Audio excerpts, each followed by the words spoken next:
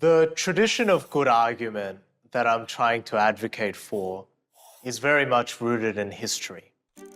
It goes back all the way to antiquity, where in ancient Greece, the ability to make your point persuasively, to engage other citizens in discussion and debate, was seen as a kind of a requirement of citizenship, that it's what it meant for us to govern ourselves.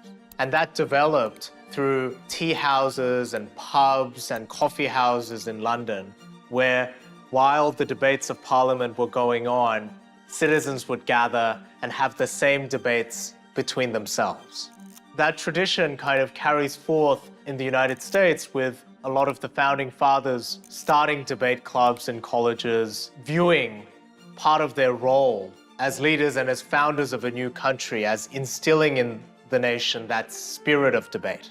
And though that tradition has become harder and harder to discern in our everyday lives, there have been periods in the history of the US and the history of democracies and the history of the world where those debates were a feature of people's day-to-day lives.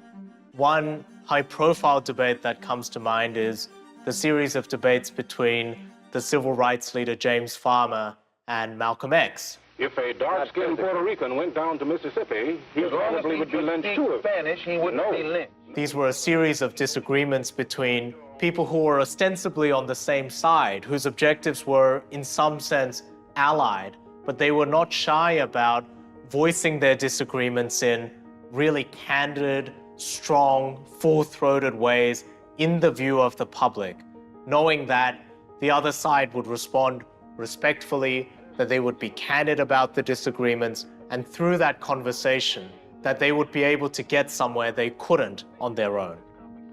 There are three lessons that I take away from the Farmer-Malcolm X debates. The first is the importance of training. In order for us to be able to host the kinds of public debates again that enlarges our understanding of what's possible, we have to start training. And we have to start training our young people. We have to train ourselves to be able to engage in those conversations. The second is the importance of format. It's striking how long they were given to make their points. Often, they would be given quite a long stretch of time to present their arguments with the knowledge that once they had spoken, the other person would speak and they would get another turn. The third thing that you see in those debates is the importance of having a relationship with the person that you're disagreeing with that's greater than just the disagreement itself. By introducing the family to one another, by seeing the other areas of life, by doing other things together, you can often enlarge the possibility of what you do within the debate. I find myself in so much agreement with Mr. Mondale. Debates are only as good as the information and the knowledge and the skills that debaters bring to it. One of the more concerning things that we see at the moment is people's information diets not being sufficiently varied, not being sufficiently rich to sustain the kinds of conversations that we want to have.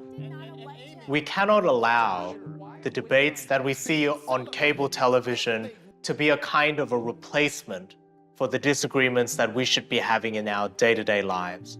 So our political leaders or our favorite media personalities can't be like avatars to whom we outsource the work of thinking for ourselves and having these conversations for ourselves. And I think in order for us to start building back the skills of good argument, we usually need to do it face-to-face.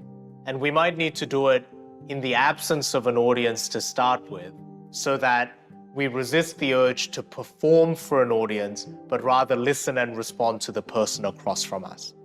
So it may well be that we can one day equip ourselves to engage in a better form of social media, but I tend to think the starting place has to be face-to-face, has to be maybe away from an audience to begin with, so that we're building one interaction at a time the skills that we have lost.